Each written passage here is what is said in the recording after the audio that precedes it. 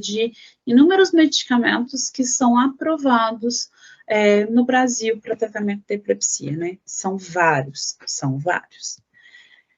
Como que a gente escolhe um medicamento para tratamento, tá? Primeiro, a gente escolhe pelo tipo de crise, pelo tipo de epilepsia. Por isso é tão importante para o familiar e para o paciente explicar para o seu médico o que acontece em cada crise. As crises não são iguais, as crises são dependendo de cada pessoa tem o seu tipo de crise. Então, uma crise de uma pessoa A não é igual a uma crise de uma pessoa B. Então, falar só, é convulsão. Tá, mas qual é o seu padrão de crise? Porque isso faz muita diferença para qual é o tratamento mais adequado para cada pessoa, né?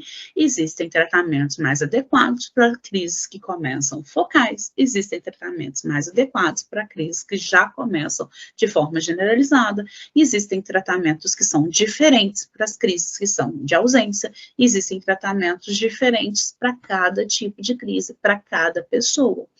E além disso, a gente escolhe por mecanismo de ação de cada medicamento. Existem medicamentos que têm um grupo de mecanismos de ação semelhantes, eu gosto muito de usar para os pacientes e acompanhantes entenderem, que são medicamentos primos, e como eles funcionam com o mesmo mecanismo de ação. O ideal para a gente fazer um bom tratamento, um tratamento adequado, é levar em consideração quem é a pessoa, então vem a faixa etária, né, qual tipo de crise que ela tem, a crise começam focais, começam focal motora, não, começa focal sensitiva, ou então já começa generalizada, qual é o tipo da crise e qual é o mecanismo de ação de cada medicamento. Toda vez que a gente vai associar medicamentos, o ideal, por exemplo, é que sejam mecanismos de ações diferentes, para que uma medicação seja complementar à outra, e não para que uma faça competição de mecanismos de ação com a outra. Então, tratamentos medicamentosos existem inúmeros. Qual é o mais adequado? Depende de cada paciente. Da mesma forma, eu levo em consideração os efeitos colaterais que aquele paciente possa apresentar para aquela medicação. Então, o efeito colateral que ele está apresentando é algo realmente daquele medicamento? É algo que eu esperaria dessa medicação? É algo que é intolerável? Ou não? Não é um efeito colateral esperado desse medicamento, não é em forma intolerável.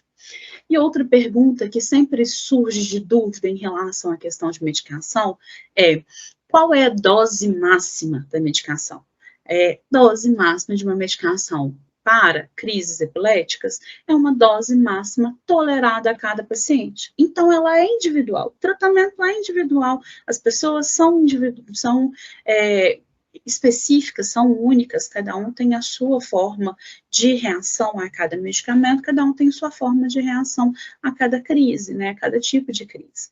Então, até a dose, ela é individualizada. Qual é a dose que eu, Verônica, tolero para aquele medicamento X? Ela pode ser diferente da dose tolerada por outra pessoa.